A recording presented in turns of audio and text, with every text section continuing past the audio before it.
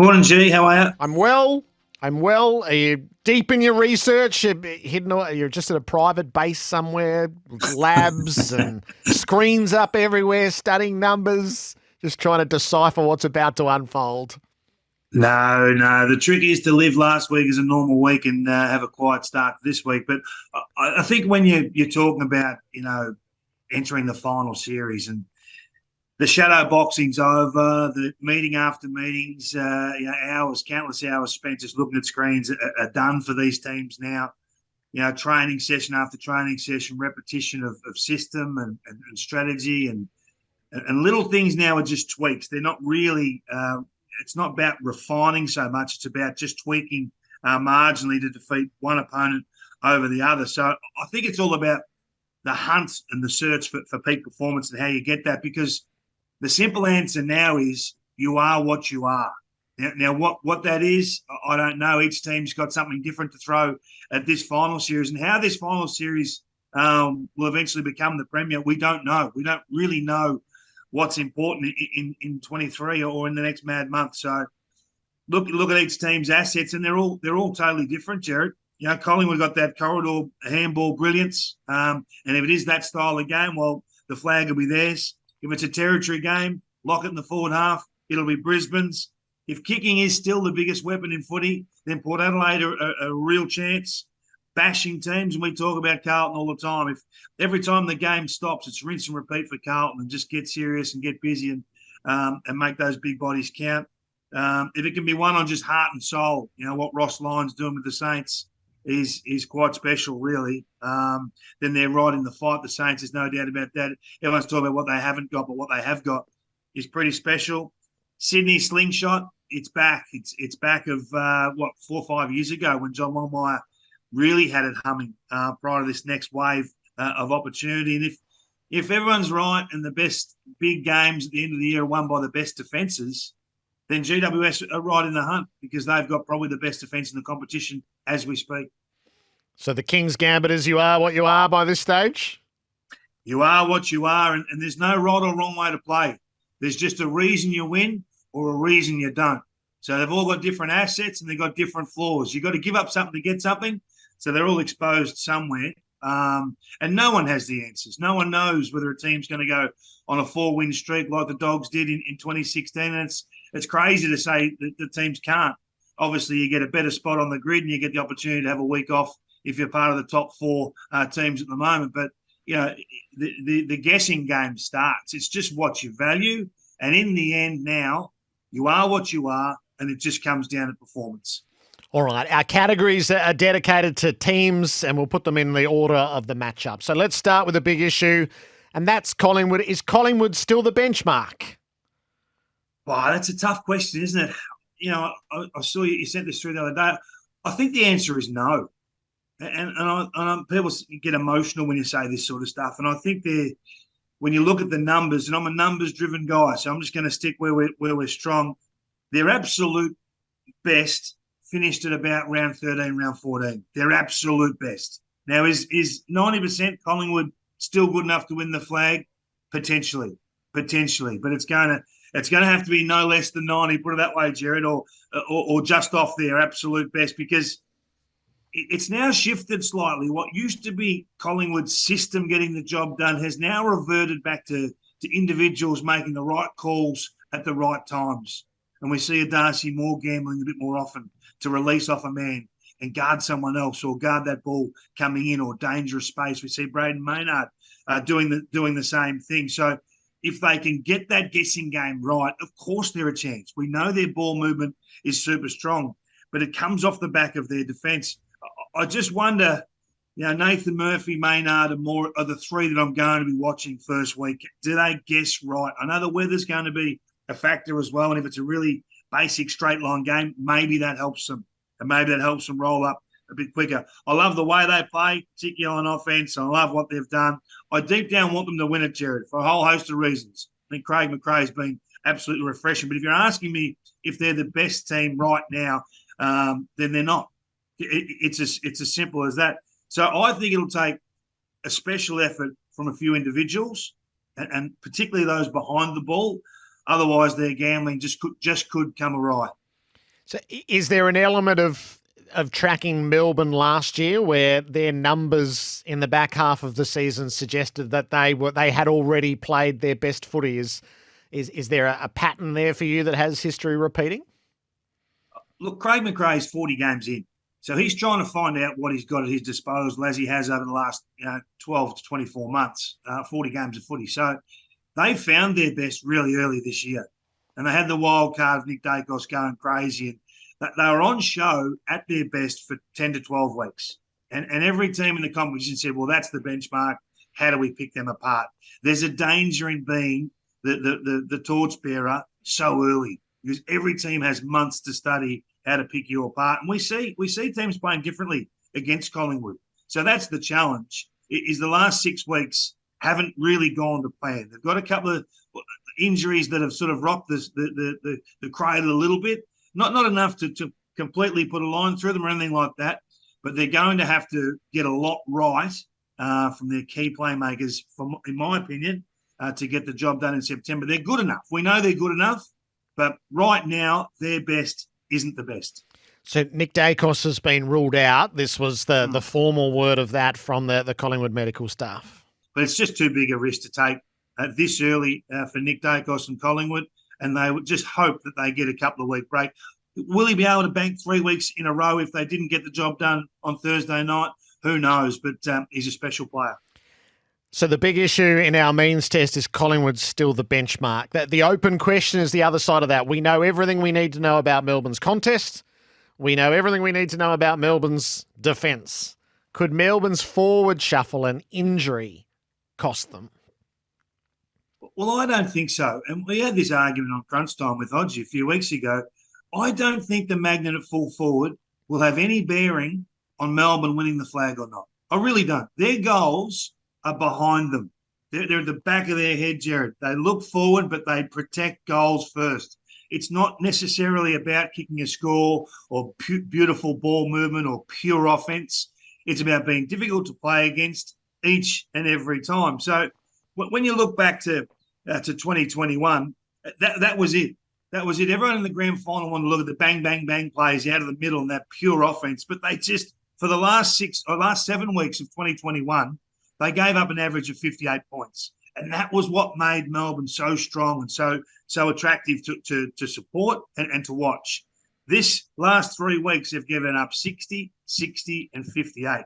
This is Melbourne. This is Melbourne. They defend the full ground better than anyone else. So I am a believer that if you're hard to play against, hard to move the ball against, brutal in a contest, and have that one guy down the line that no one in the competition can stop in Max Gawn, then you're in great shape. You're in absolutely great shape. So the old saying of deny, deny, deny doesn't work in all forms of life, Jared, but it certainly works in AFL footy. And I think Goodwin has them absolutely purring at the right time. I think they learnt some lessons last season and have brought them forward to this year. And all the stepping stones along the way, playing Grundy to give Max a bit of a rest for game time, tinkering with that forward line. Players in and out of their back line. Their midfield mix has changed a little bit. Petrarch has been forward this year more than he has in the past. They've got wild cards in the middle. They've got talent they can use elsewhere. So Goodwin's got all the magnets to use. I don't really care who they play at full forward per se. I think they've got enough weaponry to get the job done.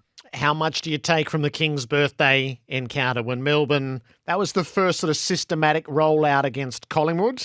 We'd heard behind the scenes that they were confident in the plan that they were going to bring, and that's how it materialised on the day. Yeah, it's interesting the last time they met discussion, how much you want to drag forward. Outside of a tagging matchup or a key post one-on-one, I don't really see it have a lot of value. So much changes with personnel, different conditions, different grounds, different everything. It's almost impossible to replicate a performance. So I'm not a huge subscriber to the last time they met. I understand you can draw some confidence with some on the road wins and those sorts of things, but in the end, it's just confidence. So if a tagging role had been performed perfectly or a matchup you think, key back versus key forward work for you, I understand carrying that forward. Outside of that, I'm not really getting too involved in last time they met. Who does the matchup favour in the way that you're breaking it down? Well, I think it favours Melbourne.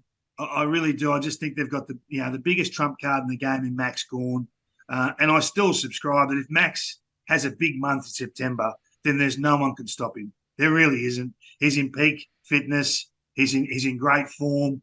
I think he's the one guy that just threatens to just destroy all teams, really. They got Petrarca centre forward that they can use as a permanent forward if they want. Bailey Fritsch is the ultimate wild card. What he was able to do off a limited preparation first game back was quite extraordinary. I don't know where he's at with his health at the moment in terms of, is he 80%? Is he 90 or more? But he'll kick goals. That's just what he does. I think their back six is so set. May and Lever have just been, when you talk about full club premierships, to get these guys in at the right time, and they took some clips from the outside world, from those external who didn't see this coming, and we're all part of that, all of us. So credit to what they've been able to build, and now go and stamp that next premiership. You've got to get 2 premierships with this talent pool that you have right now. I think they will. How big's the advantage for the winner on Thursday night? Oh, it's huge. I mean, you just get to sit back and build your own program. A week off doesn't sound like much. I think it's massive. Now, considering look at all the things we've got trauma within the game at the moment. Concussion, whether you are concussed and are impacted personally and physically, or whether you miss through suspension, just general soreness, but not having to back up. It's play, recover sort of phase for the back half of the season, if not all season.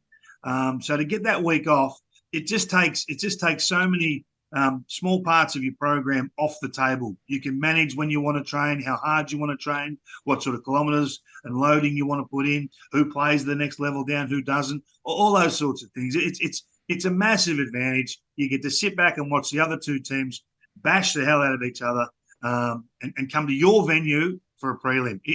It's huge. And if it happens to be wet, so the Thursday night, Friday night forecast is pretty dismal. Friday's a top of 11. So potentially wet Thursday night. Does that have any impact in your mind? I think we guess a little bit with this stuff. The game becomes very straight line in the wet, and smart players stand out. Both teams are riddled with smart players. But once it becomes really straight lined, you have to go through Lever, and then you have to go through May, having already gone past Max Gawn. Now, I think that's a really difficult challenge. But in saying that, I can mount the same case for Collingwood. You've got to go through Murphy and Moore. They do it differently to achieve the same response. In the end, it comes down to who's tougher. I don't think there's anyone tougher in the competition than Melbourne. They'd rather a fight than a feed, some of those guys. And we've talked a lot about Jack Viney. He doesn't really get represented in all Australian teams, or he's never first picked off the wall if you stack 40 midfielders in front of you. He'd be one of the last blokes taken in the schoolyard. But I tell you what, Thursday night, when there's a statement to be made, Jack Viney will be the one making them. There's no doubt about that. So these are the games. If it's wet and if it's tough, Melbourne roll the sleeves up and play perfect blue-collar footy.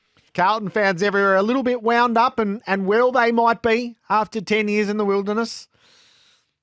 Yeah, I'm not sure why they're so nervous, Jerry, because, Carlton have played a pretty brutal brand of footy for, 30 of the last 40 weeks, haven't they? They had a couple of lulls mid last year and mid this season. When you look at their profile, though, so why would they win it? Melbourne have got a better full ground defence, but Carlton have got a better defensive 50 profile. So defensively, they're as good as the best in the competition if you look at over the last 6 weeks. But the problem is they probably concede a few more inside 50s than what Melbourne do. So they're subjected to a bit more work down back, but they're the toughest team at clearances. We've talked about this a lot. So remember back last year, you and I talked about this a lot. Start of Vossi, rounds 1 to 6 or 7 of last season, where they were just bashing teams, and they were plus 8 points per game on their opposition. We thought, wow, this is terrific. We're in raptures with how they were playing and what they were doing, and Vossi's impact on this group. If you look at the last 5 weeks of this season, it is plus 20 points per game from clearance. Now, that is a massive number. That's a huge number. It's daylight to second. So their last, those opponents include GWS, Melbourne, St Kilda and Collingwood. So no Brumbies in there.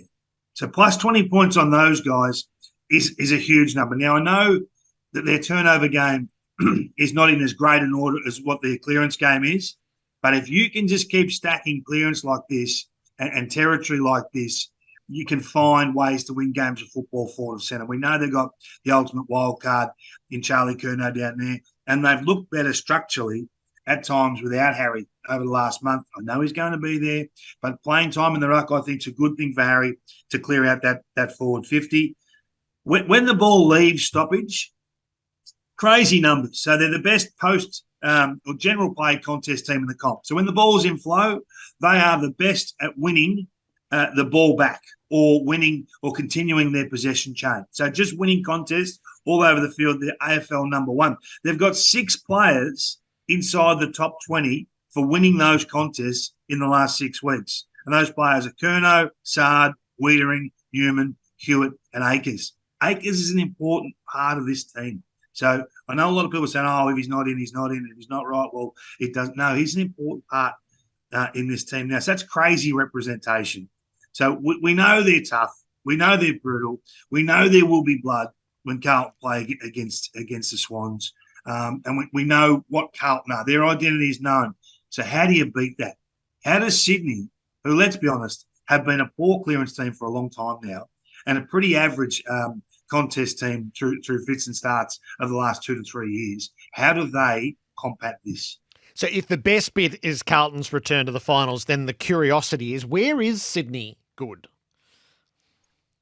Where are they good? Well, it's an unconventional profile because, as I said, they don't win clearance and they really don't win contests, but they can absorb high volumes of inside 50s. It's the old rope-a-dope, numbers back, support the defensive 50, and somehow they're able to deny the opposition scoring. I don't know how they do it because it's the strangest profile of any of the finals teams for me, and I marvel at how they're able to still stack wins, given that there's no obvious areas of advantage there.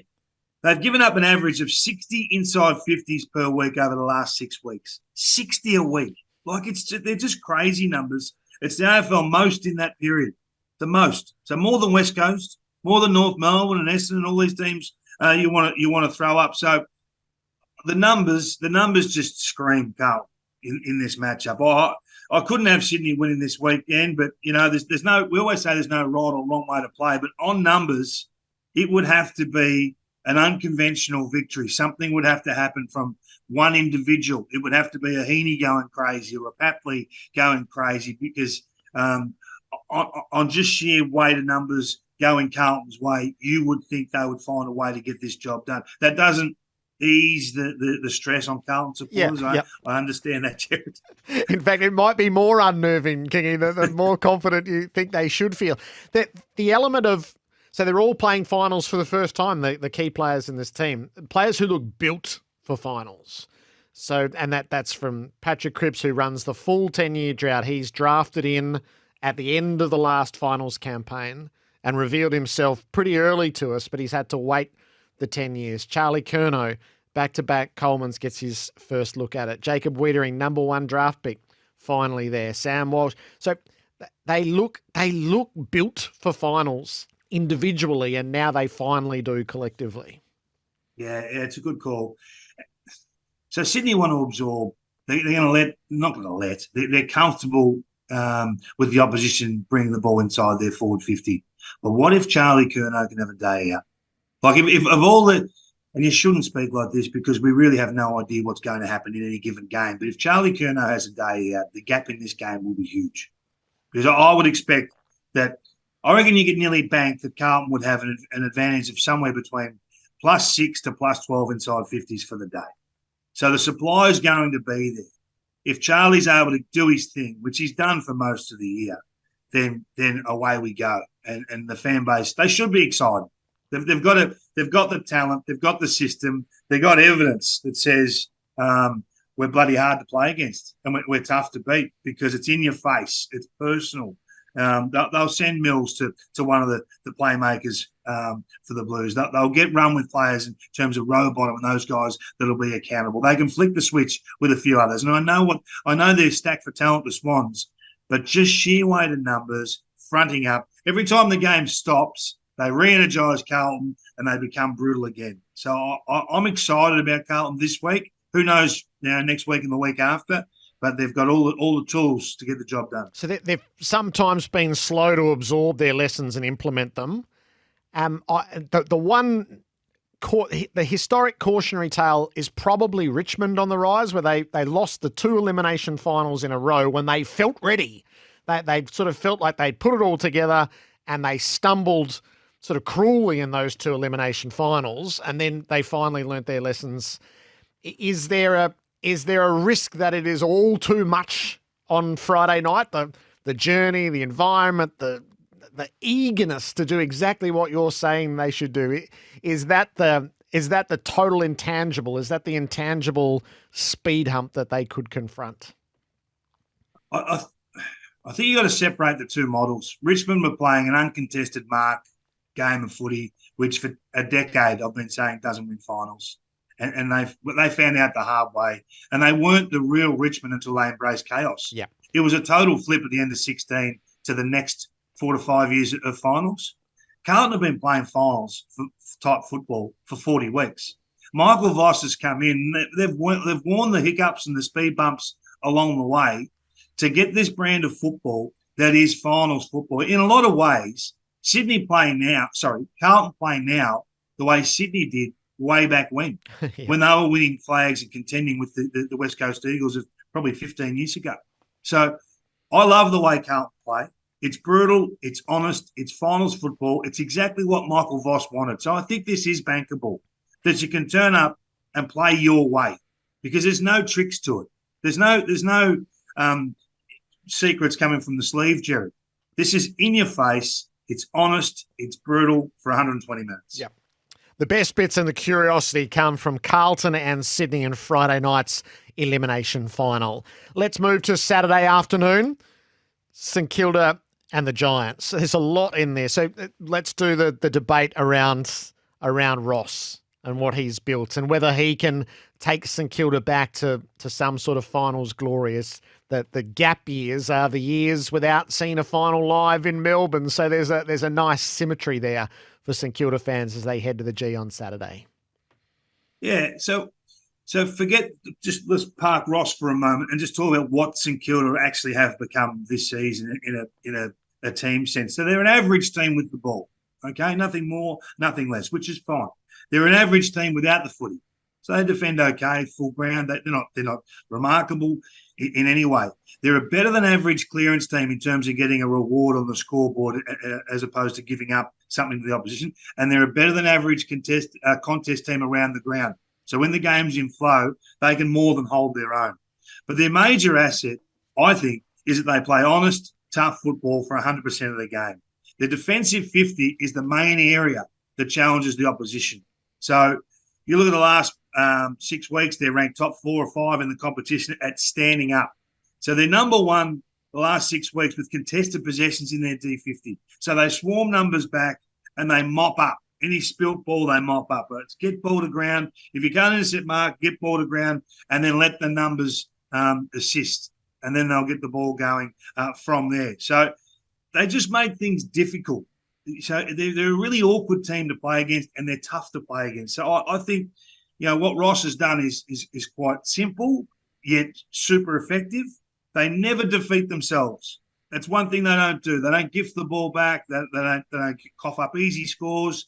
They've become a pretty solid ball movement team, albeit basic. They operate through 5 or 6 playmakers, really, with 2 or 3 of those absolutely front line. Been in all Australian discussions, players like Sinclair and Hill's had another terrific year. Wangan Miller has had a great year. I think Crouch is back in a really good form. And they just probably need those small forwards to light up again. Max King comes back off a rest. But the bottom line is they finished 6th for a reason. I think this will be a great launching pad year for the years to come. And I know Saints fans don't like you saying it, but some better talent in there and the better results will flow. They finished 6th. while still exploring this list. It's been an unbelievable year for the Yes, Saints. 6 is a massive finish for where they were coming in. I'm probably what I most enjoy about this is so St Kilda have gone, don't believe the narrative. There's no one believes in you outside, which is such a powerful elixir at this time of year. But it totally ignores the fact that it wasn't that long ago Ross was talking about the list and the lack of A-grade talent on the list and what they were going to have to add. And then they all got through that. And evidently, I remember Sam telling us about there was that moment between captain and coach to say, hey, you got to believe in us now. And that has married up with that they have lived the early season big start, the lull in the middle, and the resurgence again at the end, which you get in this profile of team sometimes, I think. Yeah, and they've had to jockey around a fair bit of talent. Yeah. They've been banged up forward of centre, haven't they? Particularly at the start of the year, the Saints. And look, I think it's been terrific what they've been able to do just to set standards. The expectations, they've been trying to keep the expectations low for us all year. You can track back to a whole host of comments in the first half of the season. No, coming into the season in the last week, there was this real effort just to go, whoa, this is about 2026, and then it made a great start. So I feel like you can sort of see through a lot of what St Kilda have got going on, but now it's just, I think having that right now can be worth something. I think historically, if you harness it in the right way, it's been worth plenty. Yeah. I'm not sure the negative message ever works. Put it that way.